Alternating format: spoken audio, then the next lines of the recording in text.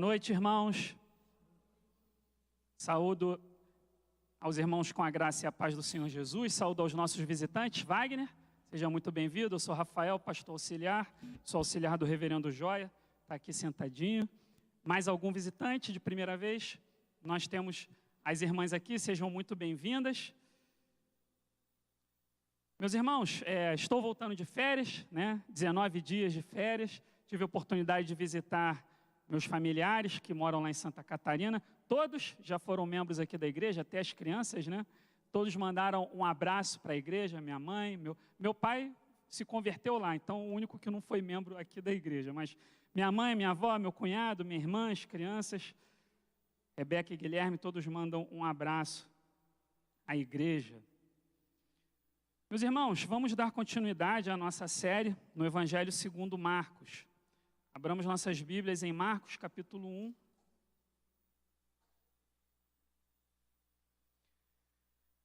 Versos 16 a 20. Marcos, capítulo 1.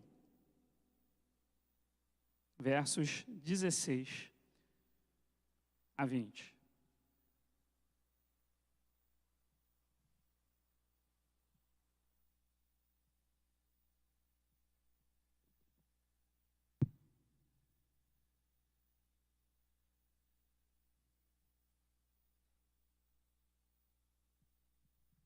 Repetindo mais uma vez, Marcos, capítulo 1, versos 16 a 20.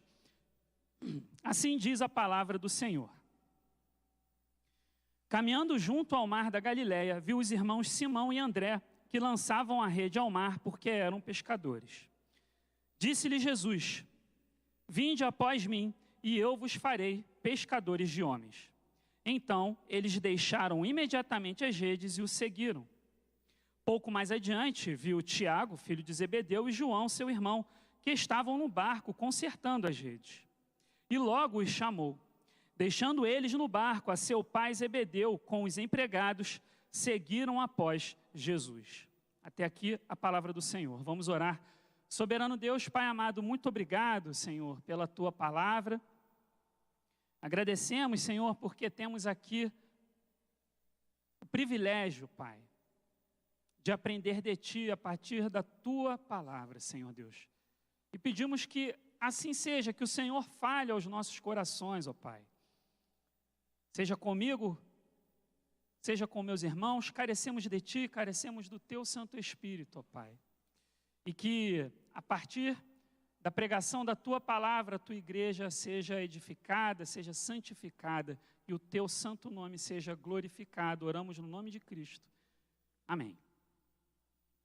Meus irmãos, na última mensagem, que foram os versos 14 e 15, nós vimos qual era o cerne da pregação do Evangelho feita pelo Senhor Jesus. Foram apenas 2 versículos. Nós vemos aí, Jesus foi para a região da Galileia pregando o Evangelho dizendo: o tempo está cumprido e o reino de Deus está próximo, arrependei-vos e crede no Evangelho. Agora, no verso 16 e até o verso 20, Marcos nos apresenta os primeiros frutos dessa pregação do Senhor Jesus. Nós temos agora um exemplo específico de como os primeiros discípulos passaram a seguir a Jesus. E assim, meus irmãos, a partir desse texto, nós vamos aprender os elementos essenciais do discipulado. O que significa ser um discípulo de Jesus Cristo, o Filho de Deus?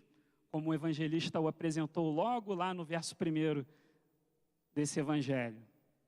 Meus irmãos, ser um discípulo de Jesus Cristo significa, em primeiro lugar, segundo o texto, ter um relacionamento com Ele.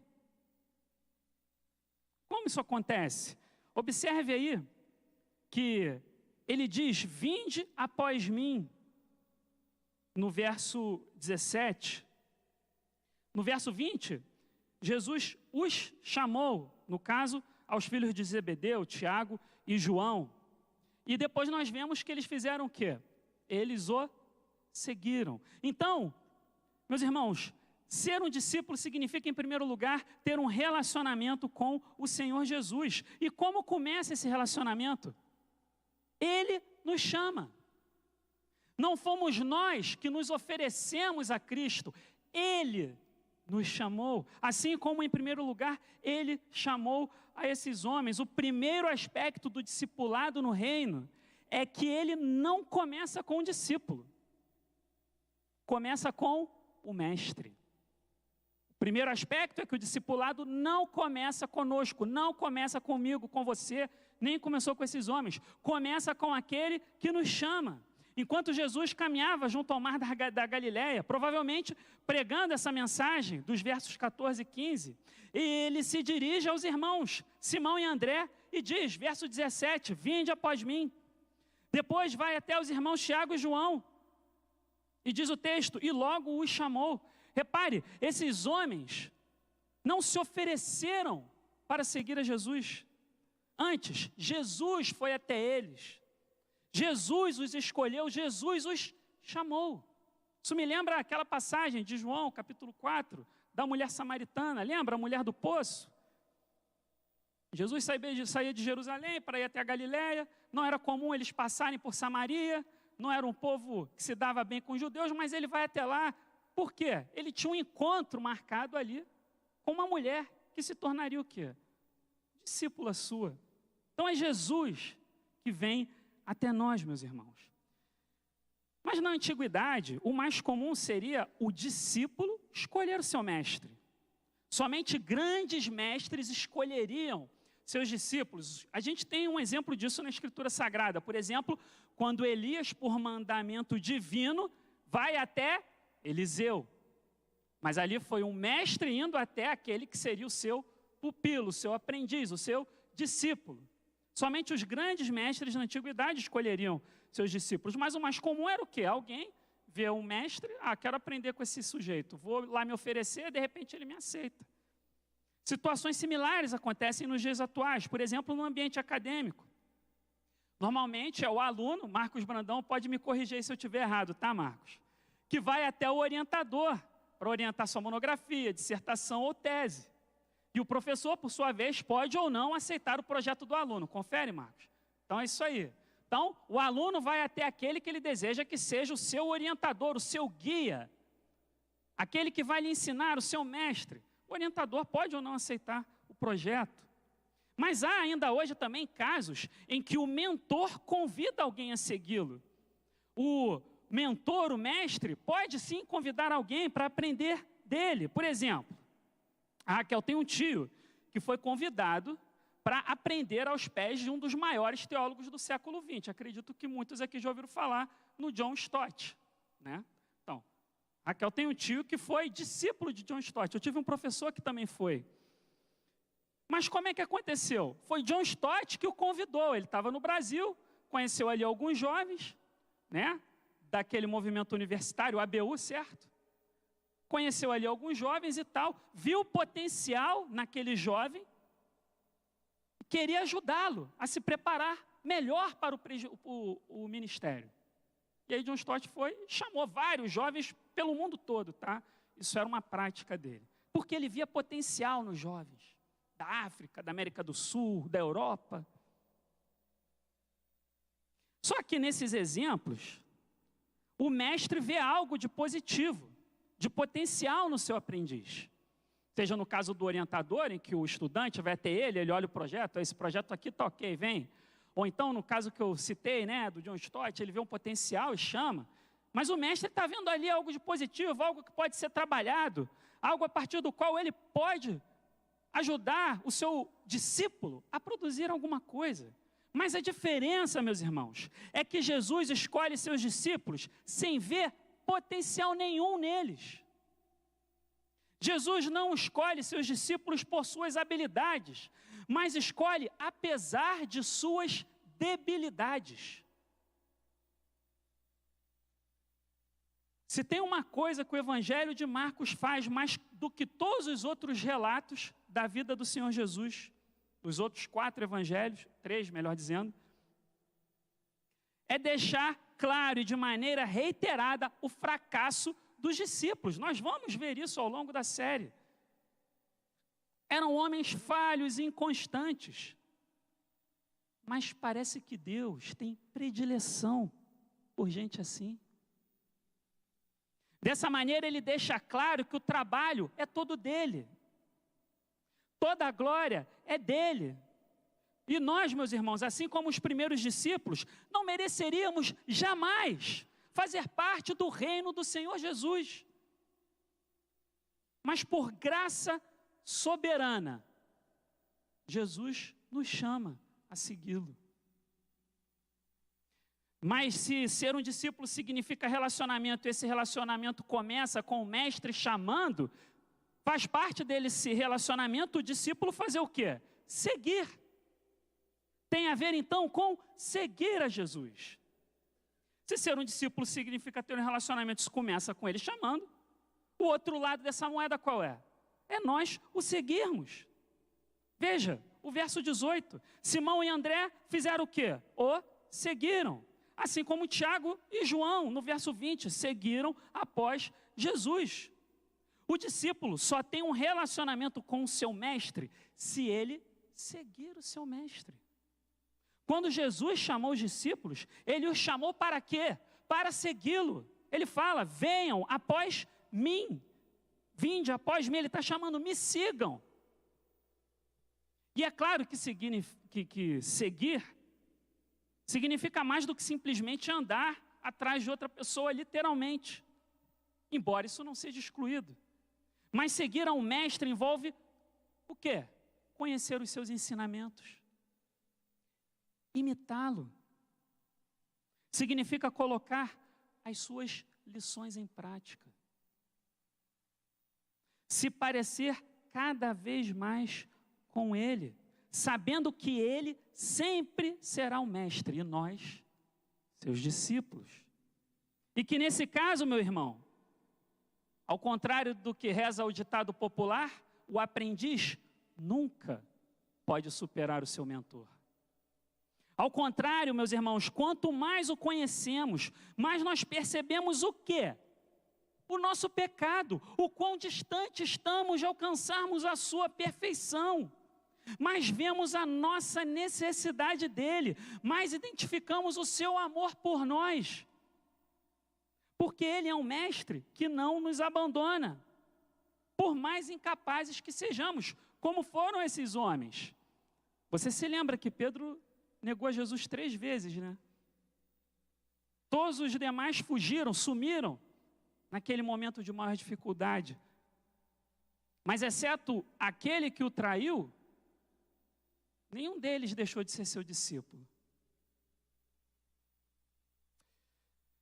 Em segundo lugar, meus irmãos, ser um discípulo significa a promoção ativa da missão de nosso mestre. Tem a ver com o que ele faz de nós para nós promovermos a sua causa. Ser um discípulo de Jesus significa a promoção ativa da sua missão.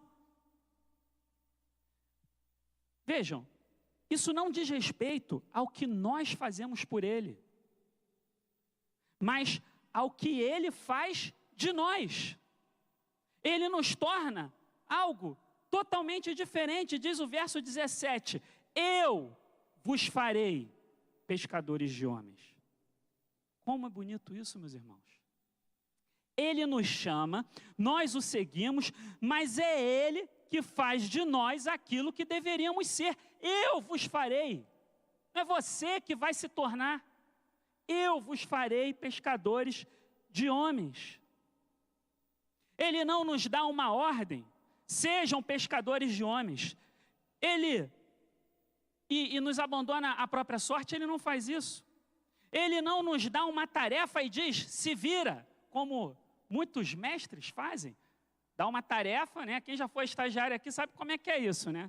Você é estagiário, você tem lá o seu chefe, certo? Aí, tem algum advogado aqui? Aí, ó, então, olha aí. Você já fez isso com muito estagiário, estou vendo aí, ó. Aí chega lá, agravo de instrumento. Para o STF, para o STJ, estagiário do 3º período de direito, vai saber fazer isso onde, gente?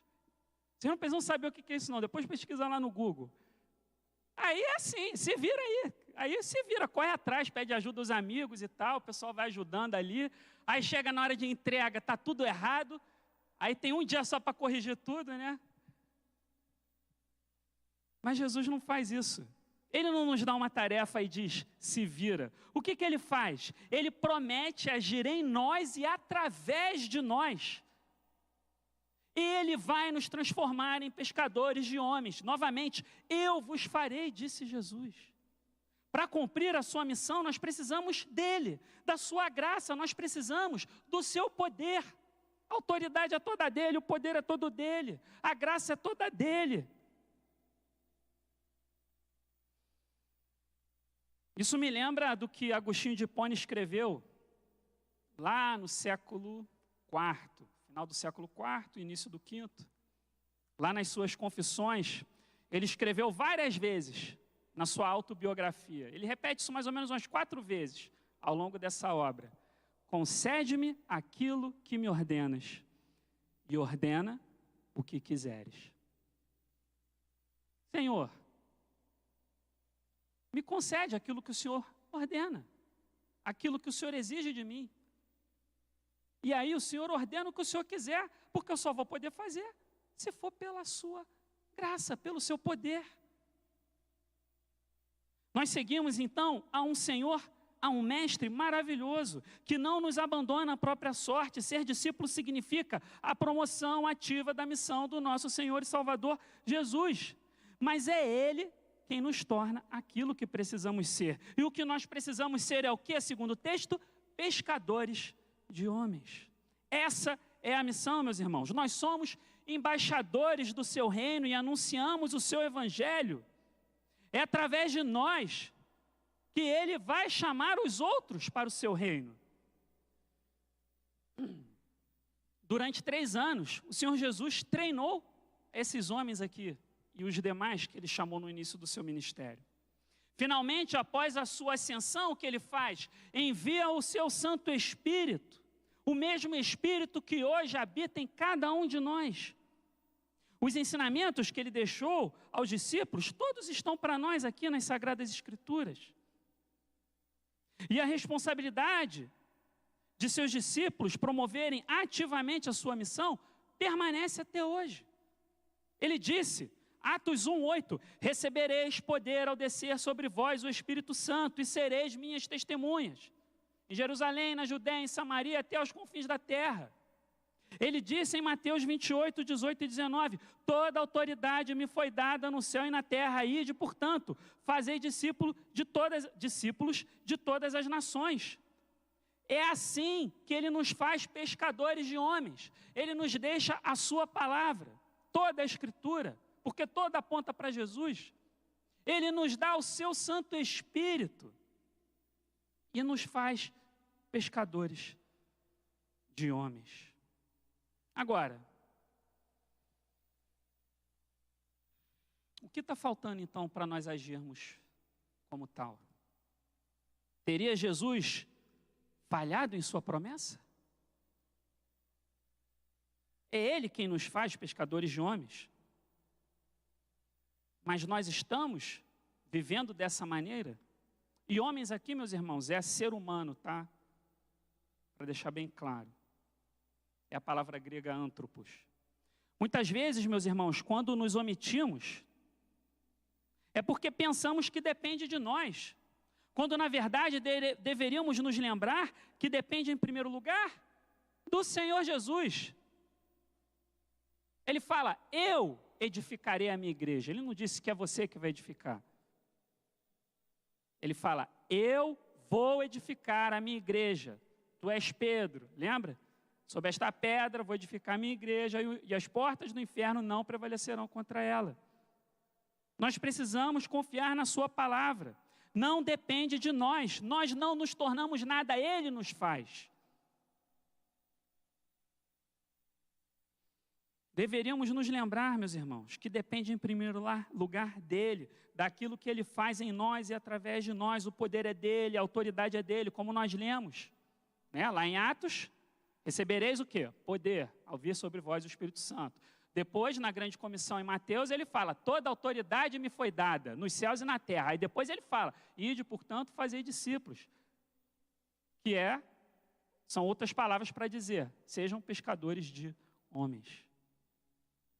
Quem transforma, meus irmãos, é Ele. Nós somos instrumentos dele. Na verdade, em última análise, é Ele quem pesca. É como se nós fôssemos as redes nas suas mãos. Ainda assim, pescadores de homens. Em terceiro lugar, meus irmãos, ser um discípulo de Jesus significa compromisso absoluto com a sua causa. Seguir a Jesus se torna a nossa prioridade. Jesus não é o tipo de mestre que aceita compromisso de meio período. Ou que aceita ser mais um entre outros mestres. Isso é, outras pessoas ou até coisas que possam concorrer com ele por nossa fidelidade. Vejamos o texto. Simão e André, verso 18, deixaram imediatamente as redes e o seguiram. Mais adiante, Tiago e João, verso 20, deixando no barco a seu pai Zebedeu, com os empregados, seguiram após Jesus. Jesus se torna prioridade, trata-se de compromisso absoluto com a sua causa. Se for preciso abrir mão de família, bens para seguir a Jesus, devemos estar prontos a fazer isso. A passagem simboliza a renúncia envolvida em seguir a Jesus. Segui-lo se torna a coisa mais importante das nossas vidas. Nada é mais importante do que ser um discípulo de Jesus. Nada, meus irmãos. Tem gente dizendo por aí, né? Que você vai até Jesus para acumular bens. Mas o pessoal quer coisa grande, né? Às vezes eu estou passando na televisão, né, Raquel? Aí cai naqueles canais. É terrível, meus irmãos. Mas aí vem até Jesus, aí a sua empresa vai dar certo. Você vai se tornar um empresário de sucesso. Como se você não pudesse ser qualquer outra profissão de sucesso da mesma maneira. Por que tem que ser empresário? Não entendo isso. Trabalho é trabalho, meus irmãos. Mas tudo bem, vamos lá. Então a promessa é essa, vai até Jesus. Você vai ficar rico, vai ter bens, não vai ter mais doença na sua família, vai dar tudo certo. Enquanto isso, o que a gente vê aqui? São 4 homens que abrem mão de um negócio que lhes proporcionava uma renda até relativamente alta, comparada com a maior parte da população. Sabe por quê? De 70% a 90% da população do Império Romano, na época, 70% a 90% eram camponeses. Esses homens eram pescadores. Tem uma diferença aí. Então, segundo os estudiosos, eles não eram nem os mais pobres e nem os mais ricos. Eles estavam ali na meiuca. E eles deixam esse negócio para seguir Jesus. Olha só, Tiago e João tinham até empregados. Eles tinham empregados. E deixaram isso para trás. Como é que pode, então, vir até Jesus, que aí sim seu negócio vai dar certo? Aqui é o contrário, está deixando o negócio para seguir a Jesus. Vejam, meus irmãos. É claro que há ressalvas a serem feitas aqui. O texto não está dizendo, em primeiro lugar, que nós devemos abandonar nossas famílias, né? Nós vemos que Tiago e João deixaram a seu pai Zebedeu com os empregados e o seguiram. Ainda no capítulo 1, nós vemos o quê? O cuidado que esses homens tinham com as suas famílias. Por exemplo, quando eles acompanham, levam Jesus até a sogra de Pedro. O pessoal que gosta de fazer piadinha de sogra aí, ó, foi lá até a sogra de Pedro, né? Jesus foi até lá para curá-la. Isso está no capítulo 1 ainda, versos 29 a 31. Escrevendo aos Coríntios, Paulo deixa claro que Pedro e os demais apóstolos eram casados. 1 Coríntios 1, 9 e 5. Perdão, 1 Coríntios 9, verso 5.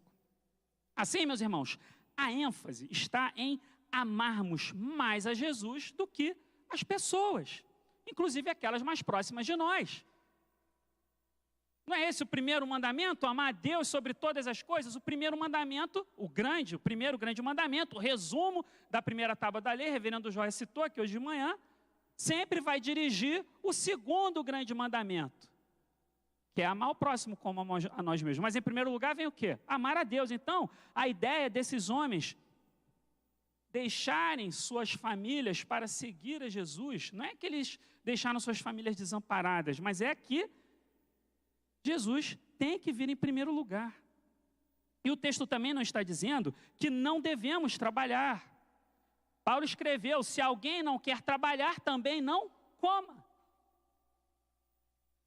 No final do Evangelho de João, antes daquele discurso de Jesus a Pedro, tu me amas, Pedro voltou a fazer o quê? Pescar, né? Então ele guardou o barco e os equipamentos de pesca dele. Certo? Então nós vemos que Pedro ainda tinha seu barco, seus equipamentos, está lá no capítulo 21 de João. Então, qual é a ênfase aqui da passagem? Quando Pedro e André deixam as redes, quando Tiago e João deixam lá o barco também, os empregados, a ênfase está em quê? Nós amarmos mais a Jesus. E o que o texto apresenta, então, meus irmãos, é o quê? Uma mudança completa de estilo de vida. Agora, o reino de Deus vem em primeiro lugar.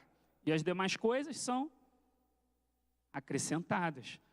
Mas o Senhor Jesus disse no Sermão do Monte o quê? Buscar em primeiro lugar o reino e a justiça. E as demais coisas vos serão acrescentadas. Está lá em Mateus 6. Nós vemos os discípulos deixando para trás as coisas que eram consideradas as mais caras na sociedade da época. E que, de maneira geral, continuam assim até hoje. Isso mostra que o compromisso de seguir a Jesus é absoluto. Não tem meio termo. Nada pode se colocar entre nós e o discipulado. Esse compromisso não é parcial. Não é só quando é conveniente para mim. É claro, cada caso é um caso. Mas a ideia é que se for preciso abdicar das outras coisas para seguir a Jesus, o discípulo está pronto a fazê-lo. Jesus trabalha isso a exaustão numa outra passagem muito conhecida, que é chamada de o custo do discipulado. Está lá em Lucas capítulo 14. Convido os irmãos depois a conferirem essa passagem, mas a ideia é justamente essa. Amar a Jesus mais do que pessoas, do que bens e até a nossa própria vida.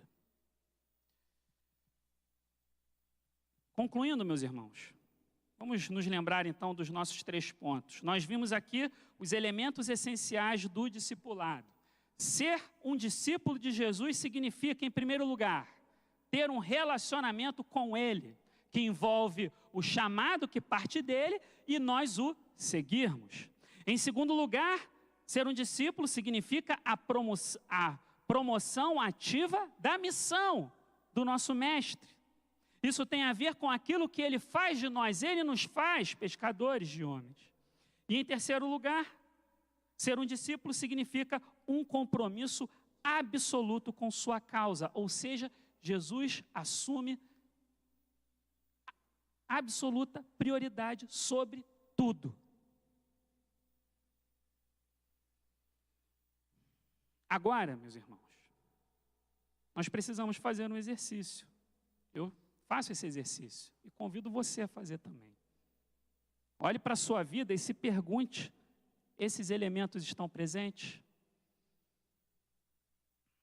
Isso é coisa séria, tá, gente? Isso não é brincadeira, não. Porque se não tiver, talvez você não seja um discípulo. Se são os elementos essenciais do discipulado, se o elemento não está presente, o que isso quer dizer? Você realmente tem seguido a Jesus? Lembra do relacionamento? Relacionamento envolve conhecimento, meus irmãos. Você o conhece? Não estou perguntando o que você sente. Estou perguntando, você o conhece? Conhece os seus ensinamentos? Crianças. Helena, Ícaro, Antônio, Laura, Luísa. Faltou alguma não, né? O rapazinho aí, esqueci o nome dele. Bernardo. E aí? Vocês conhecem a Jesus Cristo? Quem é Jesus? Quem ele foi? O que ele fez? O que ele ensinou? Se vocês não conhecem, sabe de quem é a culpa? Dos seus pais. Então, pais, ensinem seus filhos a serem discípulos de Jesus. A responsabilidade, em primeiro lugar, não é minha, tá? Não é do reverendo Joia, não é do conselho da igreja, é de vocês. Inclusive, aqueles que são membros da igreja que tiveram seus filhos batizados aqui, fizeram um voto diante de Deus e dos homens, prometendo ensinar sobre Jesus Cristo às crianças. Agora, seja criança ou seja adulto, pai ou filho, se nós só lemos a Bíblia domingo na igreja, não tem como conhecer Jesus de verdade, meus irmãos. Se você deixa chegar no domingo para o seu filho aprender uma historinha da Bíblia, o que ele fez os outros 6 dias da semana? E você? Você conhece? Você pode ensinar? Ou você também só lê a Bíblia no domingo? Nós precisamos conhecer ao Senhor Jesus da maneira que Ele se revela nas Escrituras. E assim nós vamos aprender dEle, com Ele. E se temos um relacionamento com Ele, isso significa que Ele faz de nós pescadores de homens. Crianças, aqui a linguagem é a metáfora da Bíblia, né? A gente precisa explicar. Ser pescador de homem não quer dizer que tem um homem lá, né, nadando, aí jogam a vara ou uma rede de pesca e pega o homem, não. Não quer, ou a mulher, né? A ideia aqui é ser humano. A ideia é o quê?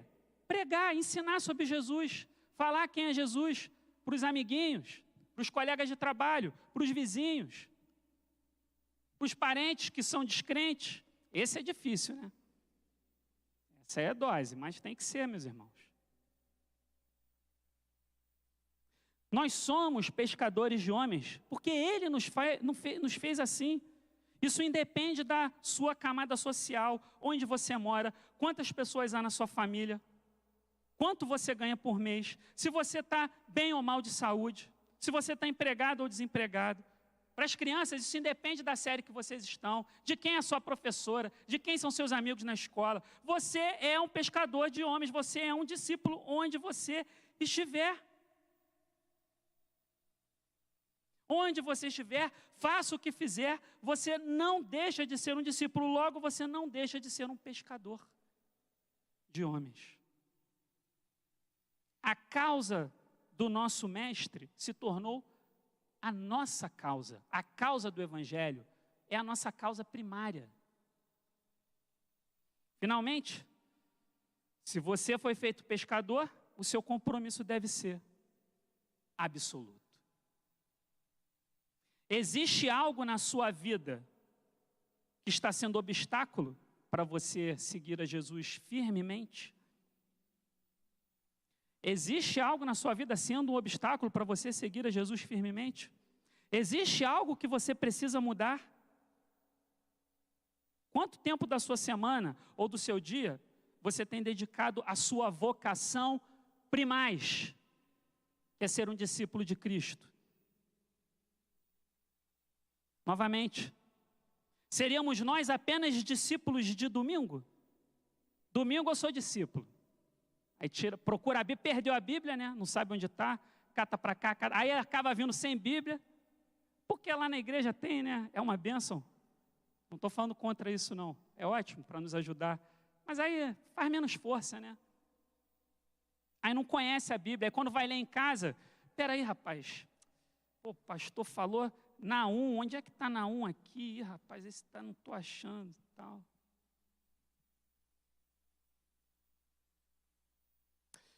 Você só se lembra do seu mestre e o procura na dificuldade? Meus irmãos, sermos seguidores deve ser a nossa prioridade. Não é só quando tudo vai muito mal, e às vezes nem assim a gente se lembra, às vezes a gente tenta de tudo. Aí por último, rapaz, eu vou orar. Quem sabe isso agora resolve, né? Meus irmãos, ser seguidor é prioridade não por mera obrigação, por gratidão e amor a esse mestre que nos chamou para segui-lo, ainda que nós não merecêssemos. Mais do que isso, ele não só nos chama para segui-lo, não. Ele morreu por nós. Quando nós ainda éramos o quê? Segundo Romanos 5, 6 a 11. Nós ainda éramos seus inimigos, ímpios, fracos, pecadores. Ele morre por nós e nos reconcilia com o Pai. Jesus não é um mestre altivo, distante de nós. Lembra? Ele ensinou seus discípulos a lavarem os pés uns dos outros. Ele é um mestre que morre por nós quando nós éramos seus inimigos e nos faz seus irmãos, nos reconciliando com o Pai. Ele nos chama para dentro da sua casa e nos faz parte da sua família. Tem coisa melhor do que seguir esse mestre? Não tem. Não tem, meus irmãos. Não tem.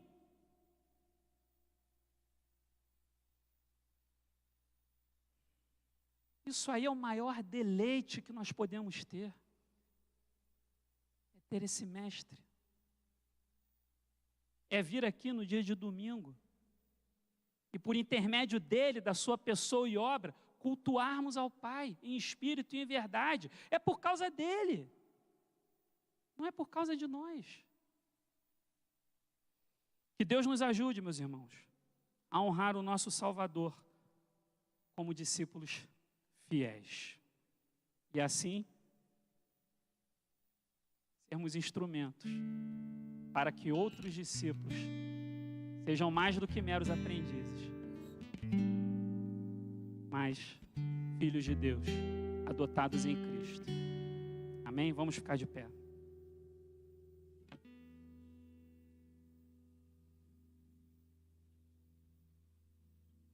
Senhor Deus, obrigado pela Tua palavra, por tantos ensinamentos, ó Pai, sobre o que significa sermos discípulos de Jesus Cristo.